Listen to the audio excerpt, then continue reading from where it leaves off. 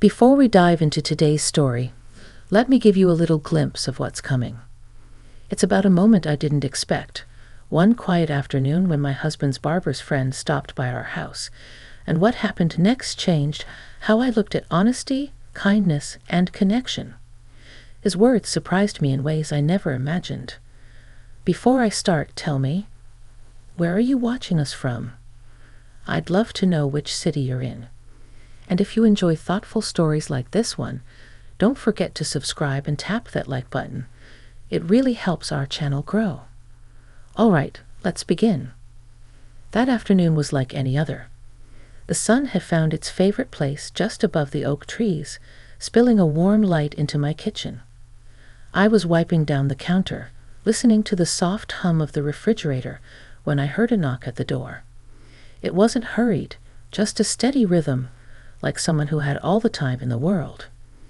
When I opened it, I saw a man I didn't recognize right away.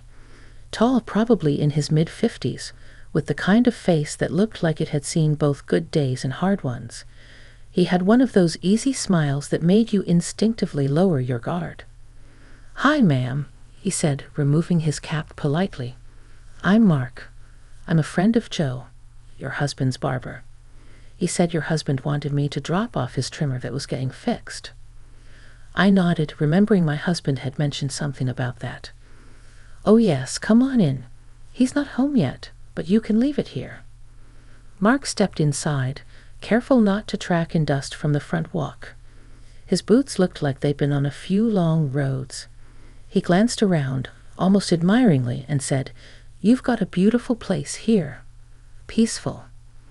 "Thank you," I replied, a little surprised by the sincerity in his voice.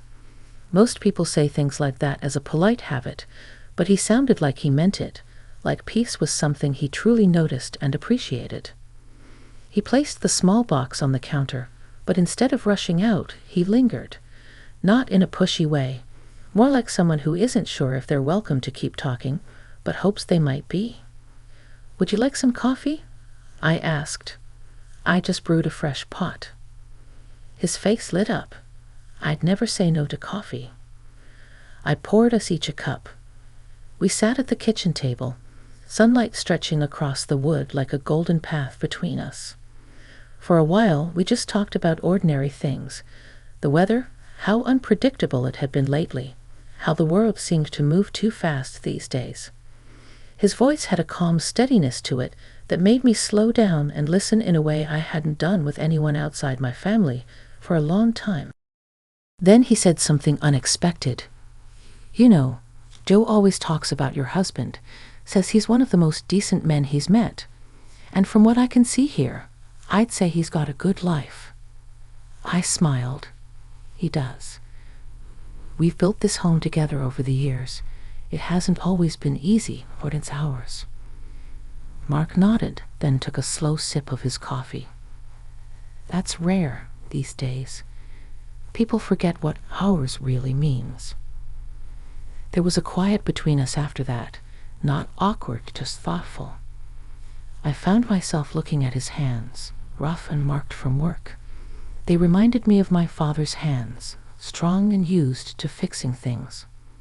He caught me looking and gave a small chuckle. "I know, they look like they've been through a few sandstorms." I laughed. "No, they look like they've built a lot." That made him pause. "That's kind of you to say. I guess I've built things, sure. But sometimes I think I've spent more time repairing than building." I tilted my head. "Repairing what?" He looked out the window for a moment, the sunlight catching in his eyes. "Mistakes. Relationships. Myself, maybe." His honesty caught me off guard. It wasn't dramatic. It was quiet, real. I could tell he wasn't saying it for attention or sympathy. He said it because he didn't know how to be anything but genuine in that moment. We talked for nearly an hour, and somewhere between the second cup of coffee and the sound of birds outside, something shifted in me. Not in a romantic way, but in that rare, human way when two people see each other clearly for the first time. He told me about his late wife, how she used to hum when she cooked, how he missed the sound more than he could say. And I told him about the way I'd been feeling lately, a little lost, a little unsure of what came next in life. My kids were grown, my husband often busy, and though I loved him deeply, there were moments when the house just felt too quiet. Mark didn't try to fix anything I said. He just listened. And that listening, that simple, patient listening, felt like a kindness I hadn't realized I needed. When he finally stood to leave, he looked at me with that same gentle expression. "Tell your husband I dropped this off. And thanks for the coffee. It's been a while since I had a real conversation like that." I walked him to the door. As he stepped onto the porch, the breeze lifted a few strands of my hair, and he smiled softly. "You've got a good heart," he said. "Don't forget that." Then he tipped his cap and walked down the path. I stood there watching him go, his figure growing smaller against the late afternoon light. Something about the way he carried himself, quiet, unhurried, content to just be, stayed with me long after he turned the corner. That evening, when my husband came home, I told him about the visit. He smiled, grateful for the delivery, then went on chatting about his day. But my mind wandered, not to anything I regretted, but to the way a simple moment with a stranger could stir something gentle inside you.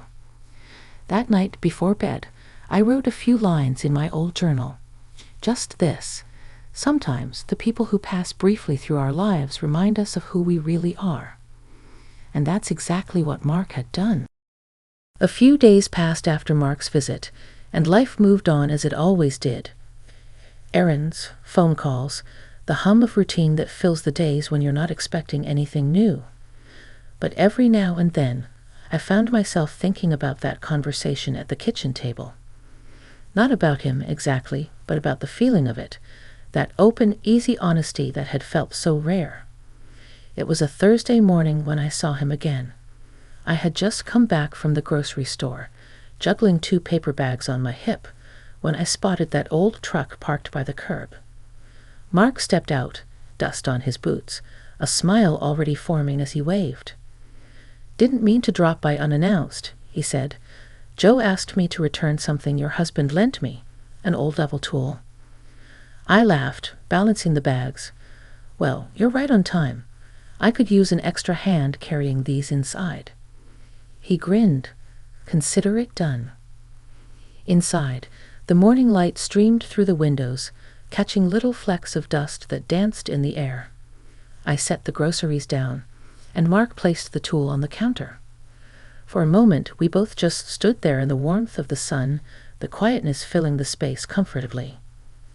"You ever notice how some days just feel slower?" he asked suddenly, his voice thoughtful. I smiled. "You mean in a good way or a bad way?" He shrugged lightly. "Both, maybe. Slower can mean peaceful, or it can mean heavy. Depends on the kind of silence you've got." That struck me more deeply than I expected. There was truth in his words. The kind that sits quietly in your mind until you realize it's describing your own life. My house was peaceful, yes, but sometimes that peace carried a weight. The kind that comes from too much time alone with your thoughts. We unpacked the groceries together, which felt surprisingly natural. He asked about the kids, where they lived, what they did. I told him about my daughter, who had just moved to Arizona, and my son, who had taken up photography in Seattle. Mark listened intently, asking small questions here and there. It was nice, being heard, being seen. When we finished, I poured us both another round of coffee. It had become something of a habit by then, though I hadn't realized it. "Can I ask you something?" he said after a quiet pause. "Sure," I replied. "Do you ever miss the noise?" "The noise?" I repeated. He nodded. "Yeah, the kind that fills the house when life is busier. Kids running through the hallway, dinners that take too long because everyone's talking over each other. That kind of noise." I thought for a moment, then smiled faintly. "Every day," I said, but then I remember how I used to wish for quiet. Funny how we never seem to be content with what we have at the moment. He laughed softly. "That's human nature, I guess. Always looking past the horizon." There was something comforting in that, knowing someone else understood. We didn't need to say much more after that. The conversation just flowed, like a slow river that didn't need to rush anywhere.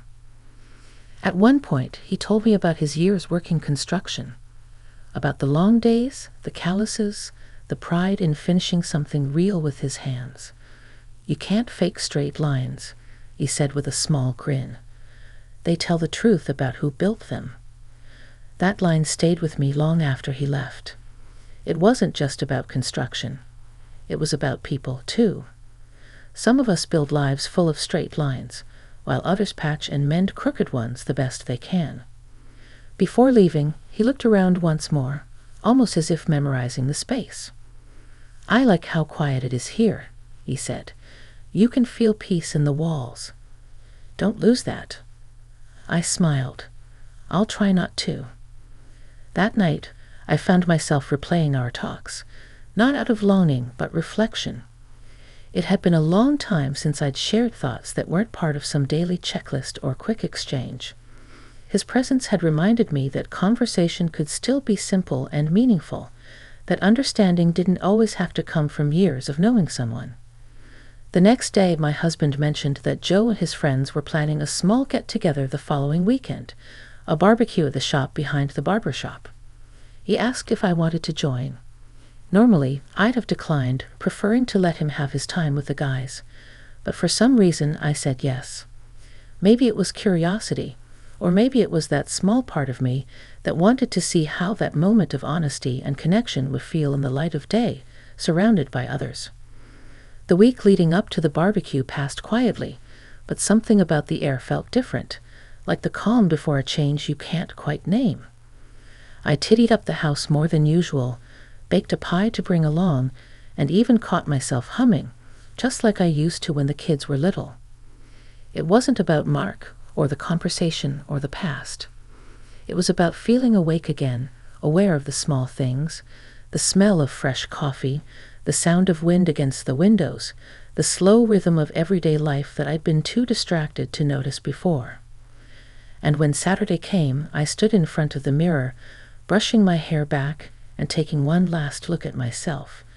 There were a few more lines around my eyes, sure, but there was also something softer in my reflection, something I hadn't seen in a long time. It wasn't youth, it was presence.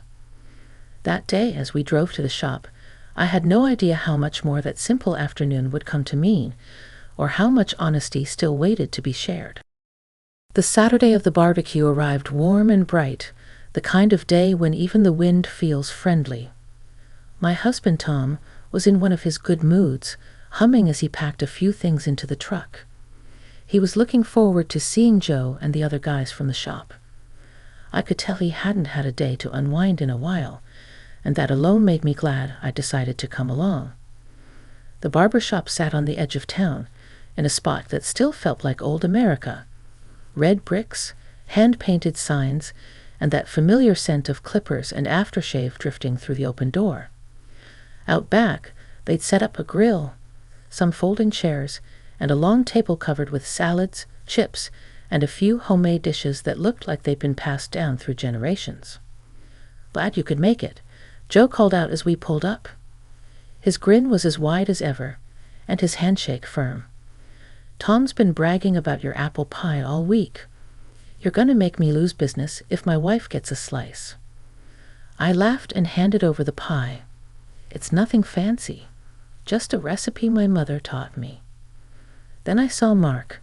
He was standing by the grill, tongs in hand, turning a line of burgers with practiced ease. He looked up, saw us, and raised his hand in greeting. There was that familiar, unhurried smile again. "Hey there," he said as we walked over. "Didn't expect to see you here." "Well," I said, returning the smile, "I heard there was good food and good company." He chuckled. Then you heard right. Tom joined in the conversation, and the three of us talked for a while about the usual things: the weather, old stories from the barber shop, the way the town had changed over the years. Mark and Tom got along easily, and it made me feel something quiet and good, like seeing two parts of different worlds finding a way to meet. As the day went on, the laughter grew louder. Music played from a small speaker on a chair. Kids ran around with paper plates of watermelon, and the smell of charcoal lingered in the air. I found myself sitting at one of the tables, just watching everyone, the way people came alive in each other's company. It had been a while since I'd taken in such simple joy. After a while, Mark came over and sat beside me with a plate in hand. "You sure you don't want another burger?" he asked. I smiled. "No, I'm fine. But thank you. You seem to have found your calling out there." He laughed softly. "I've always liked cooking for people. Something about it makes the world feel smaller, you know." Everyone gathered. Everyone fed. I nodded. It's the same feeling I get when the family's home. It's not about the food. It's about that togetherness. We sat quietly for a bit, just listening to the easy rhythm of the afternoon. Then Mark said something that caught me off guard again, the way he always did, simple words that carried more than they seemed. "You ever notice how sometimes strangers remind you of parts of yourself you'd forgotten?" I turned toward him. "What do you mean?" He took a sip from his drink before answering. "Like when you talk to someone who's lived a whole different life, but somehow their words sound like your own thoughts, just ones you hadn't said out loud yet." I thought about that for a moment, feeling the truth in it. "Yes," I said quietly. "I know exactly what you mean." There was no need to explain further. We just sat there, two people from different paths, connected by something unspoken and honest. Later that afternoon, as the sun began to dip lower, a few of the men started playing a friendly game of horseshoes. Tom called for me to come watch, and I did, cheering and laughing as the ring clanked against the stake. Every so often I caught Mark's eye from across the yard, and there was always that same look of gentle understanding. Not curiosity, not anything more, just that quiet recognition of shared humanity. When the day wound down, and we began to say our goodbyes, Mark walked over to help me carry the empty pie dish. "That was the best dessert here, hands down," he said. "You've got to teach me that recipe one day." "Maybe I will," I said with a small smile. He hesitated for a second before speaking again. "You know, I'm really glad we got to talk that day. And again today. It's rare to meet someone who actually listens, not just to respond, but to understand." His words landed softly, like a gentle reminder that not all connections are meant to last forever. Some just arrive to show us something meaningful about ourselves. "Thank you," I said. "That means more than you know." On the way home, Tom talked happily about the barbecue, about how nice it was to get out and see everyone. I listened, smiling, watching the passing trees blur into the orange glow of sunset. But my thoughts drifted, not to the conversation itself, but to what it had stirred inside me. It wasn't longing or regret. It was more like a mirror had been held up to a part of me that had been quiet for too long. The part that still wanted to grow, to learn, to feel understood, even in small, passing ways. That night, after the house had settled and the sounds of the evening faded, I sat by the window with a cup of tea. Outside, the streetlights hummed, and somewhere in the distance a dog barked. I thought of how easily we forget that every person carries their own quiet story, their own repairs and rebuilds. I found myself writing again in my journal, just as I had after the first visit. Some people arrive not to stay, but to remind you how to listen, even to your own heart. And though the day had ended like any other, something inside me felt lighter, more awake. The week after the barbecue passed in that soft, steady rhythm of ordinary days. The kind of rhythm that keeps life comfortable, predictable. And yet, after that afternoon, I found myself noticing things differently. the sound of my husband's laughter from the living room, the light falling across the kitchen counter at noon. Even the scent of coffee in the morning seemed fuller, more alive somehow. Mark didn't come by again right away. A part of me wondered if he ever would, and another part, the quieter one, was at peace if he didn't. It wasn't about seeing him again. It was about what that meeting had reminded me of, that openness and honesty are still out there, often where you least expect them. Then one late afternoon there was a knock at the door again. I knew that knock before I even turned the handle. When I opened the door, there he was, Mark, standing in the soft gold of the setting sun, holding something in his hands. It was a small, rectangular wooden box, polished but simple. "Didn't mean to drop in without calling," he said with that familiar, humble smile. "I was working nearby and thought I'd return something of yours." I looked at the box, puzzled. "Of mine?" He nodded, placing it gently on the counter once we stepped inside. "It's not really yours, I guess. More of a thank you. You said your husband likes old tools, right?" Inside the box was an antique carpenter's plane, beautifully restored, the kind that looks like it carries stories from a century ago. "It was my father's," Mark said quietly. "He used it to build the porch on the house I grew up in. I kept it all these years, but I think it'll mean more to someone who still builds things." I was touched beyond words. "I can't take this," I said, shaking my head gently. "You can," he replied softly. "It's not about keeping it. It's about passing something on. My dad always said tools are meant to keep working, not collecting dust." For a moment, the air between us held that same calm honesty that had filled our first conversation. There was no need for big words or emotional gestures, just a quiet exchange of respect, of gratitude, maybe even friendship. "Thank you," I finally said. "I'll make sure it's taken care of." He nodded. "That's all I ask."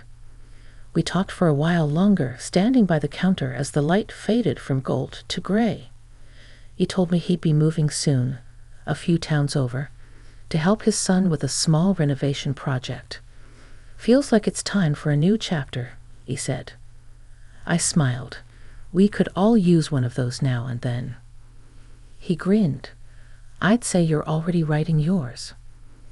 There was something about that sentence, simple as it was, that struck me deep. Because he was right.